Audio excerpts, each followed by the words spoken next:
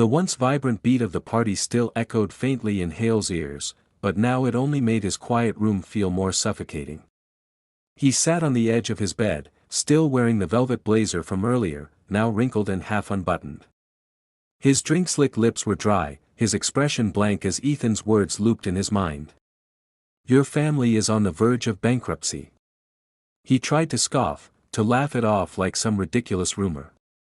But he couldn't. The way Ethan said it, firm, unshakable, it had a finality that rattled him. "God!" Hale muttered, rubbing his hands over his face. "What the hell am I going to do?" The thought of losing it all, the estate, the money, the security, sent a jolt of fear through him. He had never known a life without wealth. He didn't know how to be poor. Didn't know how to shrink himself for a smaller world. He let out a bitter laugh. This can't be happening. Meanwhile, Emory stepped into his own room. The day's chaos had taken a toll on him, but all he wanted now was a moment to ground himself. As always, he reached for the small leather-bound diary tucked safely in the drawer of his desk. Only it wasn't there. Emory frowned. He opened the drawer wider, then checked the others. Still nothing. He pulled open the bottom drawer, shuffled papers, lifted books, checked under the desk. "Where is it?" he muttered, heart beginning to pound. "It's always right here." He dropped to his knees and looked under the bed, then behind the dresser. Still nothing. Panic started to rise in his chest. Someone had been in his room. And the only person bold, or careless, enough to do that was Hale. Emory whispered under his breath, standing sharply. He marched down the hallway, stopping in front of Hale's door. It was slightly ajar, and the light inside was dim. He knocked lightly, then pushed it open. Hale. Hale was sitting at the edge of his bed, hair tousled, shirt unbuttoned like he'd ripped it open in frustration. He didn't even look up. Emory stepped in cautiously. "Hale. Have you seen my diary?" Hale barely reacted. "Hale. I said leave me alone," Hale snapped, his voice raw. Emory blinked, taken aback. "Okay. Sorry. Can you not take a damn hint, Emory?" Hale barked, standing abruptly. Emory swallowed his frustration. "I wasn't trying to argue. I just wanted to know if you saw it. And, are you okay?" Hale scoffed. "Do I look okay to you?" He walked over to the dresser, grabbing a half-empty bottle of whiskey, then laughed bitterly. "Our perfect little world. It's gone. Father's broke." Emory's eyes widened. "What? How did you know?" "Ethan," Hale said, almost spitting the name. "Showed up to the party. Ruined my night like always before dropping the bomb and vanishing like some goddamn prophet." "Are you sure it's true?" "I don't know." Hale began pacing as he took a drink. "But it feels true. The signs are all there. Father's been acting strange for weeks. I didn't want to see it. He's been hiding it, but it's all crumbling. The shares, the properties, the trust funds, everything." There was a long silence. Emory stepped forward, the diary forgotten for a moment. "Why didn't he tell us?" "Because he's Devin Montgomery. Pride first, then family," Hale muttered, sinking back onto the bed. "We're finished. No more parties, no more private flights, no more champagne showers with producers and photographers." Emory sat on a chair quietly, absorbing everything. "This is serious." "Yeah," Hale muttered. "You think?" Emory looked at him. "We need to talk to Father. Figure out what's really going on and what we can do to help." Hale scoffed bitterly. "We? Please. What could you possibly do?" Emory didn't bite. Instead, he stood up calmly. "This isn't just about you, Hale. It's about all of us.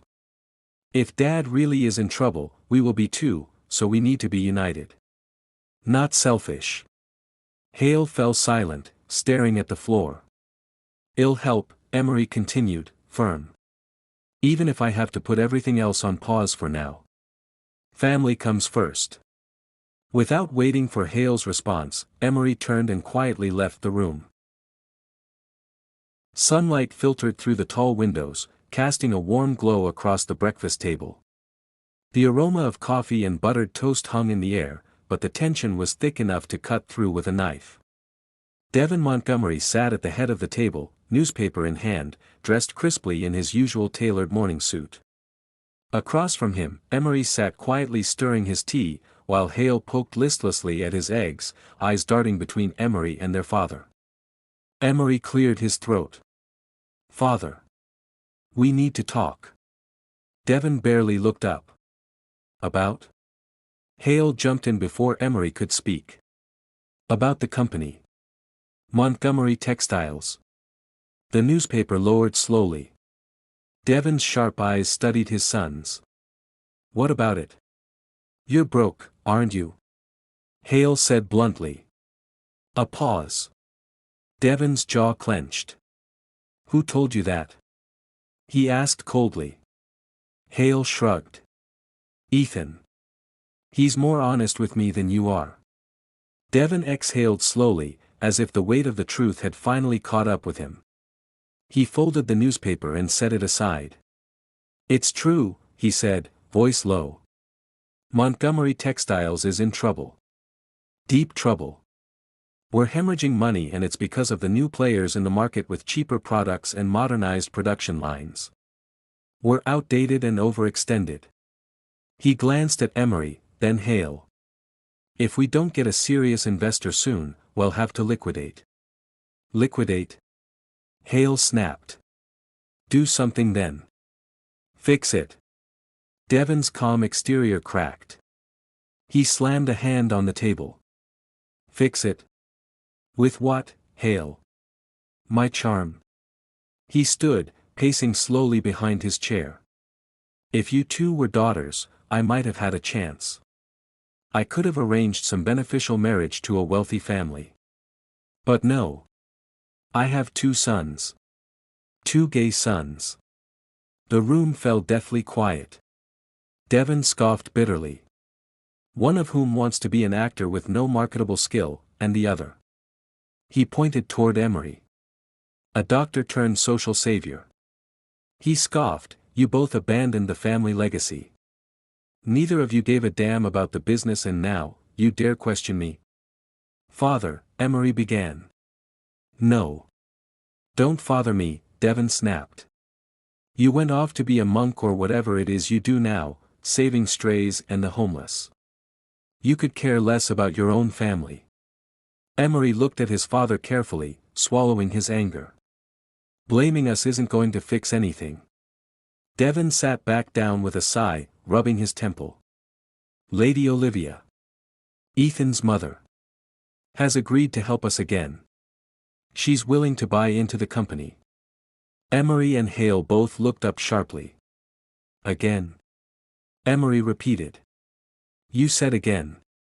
What do you mean? She's helped before. Devin hesitated. It's not important. It is to me, Emory said. What did she do? Devin waved the question off like it was a fly. It doesn't matter now. She's willing to help. And what's the catch? Hale asked, leaning back with a scowl. Devin met his gaze. She'd be more convinced if you and Ethan made things official. A partnership, maybe even an unofficial marriage. Something solid. Something that screams stability.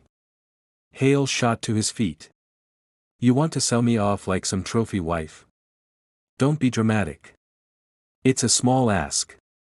I'm not a bargaining chip. You're whatever you need to be to save this family, Devin said coldly. Emory, eyes still locked on his father, tried again. Tell me, father.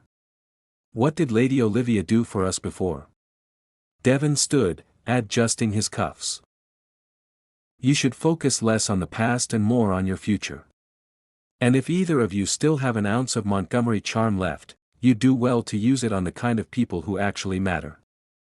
With that, he turned and walked out of the room, leaving behind half-eaten food, cold tea, and 2 stunned sons. Hale cursed under his breath, slumping back into his chair. Emory stared at the empty doorway, mind spinning. Something about all this didn't feel right. Not just the company. Not just Olivia. But the way his father kept dancing around the past, around Richard St. Clair, around everything that really mattered. And Emory was determined to find out what it was. A flickering oil lamp cast a soft, golden hue across the small, neat room. The scent of seawater lingered in the air, mixed with soap and something faintly herbal. Hale stepped out of the bathroom wrapped in a towel, hair still damp, as Julian pulled on a loose shirt, casually sitting at the edge of the bed. They had just had a passionate night together. Now, a strange quiet settled between them. Hale had told Julian everything about his family's situation. Not much had been said. Now, he dried his hair with a towel, then spoke lightly, but his words carried a weight. So. I might not be able to keep doing this. Julian's brows lifted. This thing between us. Hale looked away, pretending to be interested in something on the wall. You know, I was never cut out for the peasant life. I can't, he sighed. I won't end up poor. I refuse to. Julian leaned back. So, that's it? Hale turned, annoyed. It's not like I have options, Julian, after what's going on with my family. You think I want to live in some rundown cottage with a fisherman for the rest of my life? Julian blinked, expression unreadable. I could help. Hale stared at him. I have access to Julian Halstead. He is a very wealthy man who is currently the owner of the St. Clair estate. He has so much money, this would be nothing to him, Julian said casually. The name lit something in Hale's eyes: interest, possibility, ambition.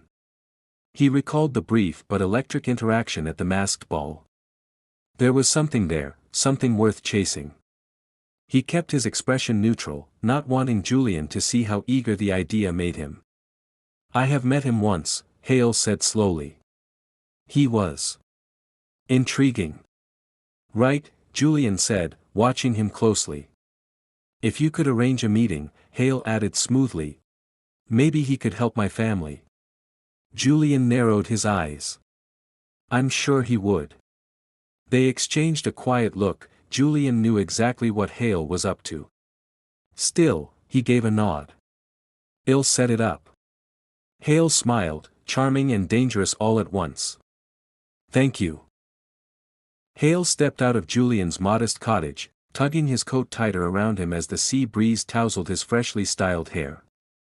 The streets were dimly lit, scattered with the soft glow of lanterns swaying in the wind. His thoughts were elsewhere, specifically on Julian Halstead. The idea of him, his wealth, his quiet intensity at the masked ball, the power in the way he spoke. If I could just get close to him, Hale thought, just one real moment. A soft chuckle and the clinking of baskets snapped his attention to the left. 2 middle-aged women stood near a stall, half-packed crates of vegetables around them. They were clearly winding down for the night, but their gossip had picked up pace.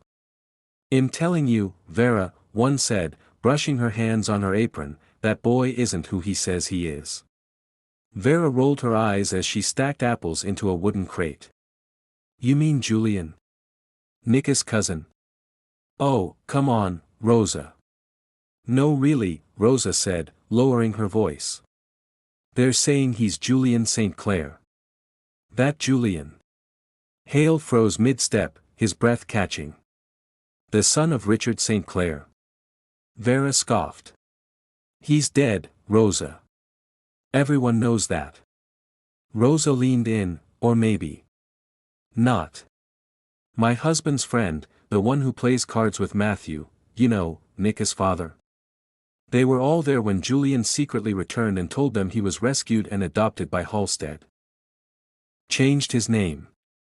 Raised him like a son and left him everything when he died. Vera squinted. So. You're saying the fisherman is actually the heir to the St. Clair Empire and Halstead's fortune?